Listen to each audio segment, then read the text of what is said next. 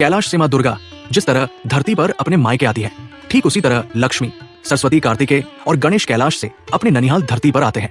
दुर्गा पूजा से पहले महालया होता है, जो माँ दुर्गा की अपने घर की यात्रा की शुरुआत का प्रतीक है। ये दिन देवी दुर्गा के धरती पर आगमन का दिन माना जाता है। वास्तविक पूजा महाषष्ठी या छठे दिन से शुरू होती है, जहाँ भक्त देवी का धूमधाम और उत्साह के साथ स्वागत करते हैं।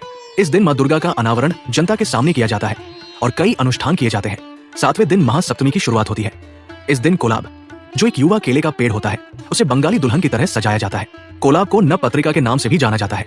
नव का मतलब होता है नौ और पत्रिका का मतलब पौधा। इसमें 9 पौधे होते हैं, जो माँ दुर्गा के 9 रूपों का प्रतीकात्मक प्रतिनिधित्व करते हैं। पुजारी अनुष्ठान करने से पहले बरगद के पेड़ के तने पर 8 पौधों का एक गुच्छा बांधते हैं। 9 अलग अलग पत्ते एक साथ मिलकर कोलाब बनाते हैं, जिसे अक्सर माँ दुर्गा का पौधा रूप माना जाता है। इस दिन भोर से ठीक पहले अनुष्ठान के एक भाग के रूप में कोलाब को पानी में डुबोया जाता है। औपचारिक स्नान के बाद कोलाब को बनारसी साड़ी और ओढ़नी यानी दुपट्टे में लपेटकर दुल्हन की तरह सजाया जाता है। कोलाब को फिर गणेश जी के दाहिनी ओर रखा जाता है और माँ दुर्गा के रूप में पूजा की जाती है। कोलाबाव की स्थिति को भगवान गणेश से जोड़ा जा सकता है, क्योंकि उन्हें 18 औषधियों के सृजनकर्ता माना जाता है। इसलिए उनका एक नाम अष्टादश औषधि सृष्टि भी है। शायद इसी वजह से कुछ लोग कोलाब को गणेश जी की पत्नी भी मानते हैं। महाअष्टमी पूजा का 8वां दिन है और इसे वह दिन माना जाता है जब देवी ने महिषासुर को हराया था। अंजलि के रूप में प्रार्थना की जाती है, जबकि विभिन्न इलाकों में भोज का आयोजन किया जाता है। इस दिन खिचड़ी और अन्य व्यंजन बनाए जाते हैं। 9वें दिन को महानवमी कहा जाता है। जैसे ही संधि पूजा समाप्त होती है, महानवमी शुरू हो जाती है।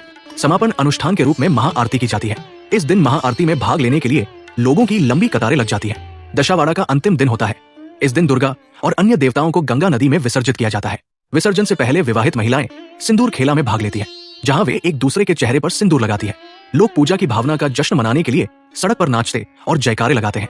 विसर्जन के बाद एक विशिष्ट रिवाज का पालन किया जाता है, जहां लोग अपने रिश्तेदारों के घर विजयदशमी की शुभकामनाएं देने जाते हैं। मान्यता के अनुसार हर उस पंडाल में या स्थल पर जहां दुर्गा पूजा होती है, वहां शरद पूर्णिमा के दिन लक्ष्मी पूजा, जिसे कोजागिरी लक्ष्मी पूजा कहा जाता है, उसका आयोजन किया जाता। इसलिए कहा जाता है कि दशमी के बाद देवी दुर्गा जब अपने बच्चों के साथ कैलाश वापस लौटती है, तब उनके साथ कार्तिकेय, गणेश और देवी सरस्वती भी होती है। देवी लक्ष्मी कोजागिरी लक्ष्मी पूजा के बाद कैलाश वापस लौटती है और इस तरह बंगाल में दुर्गा पूजा संपन्न होती है।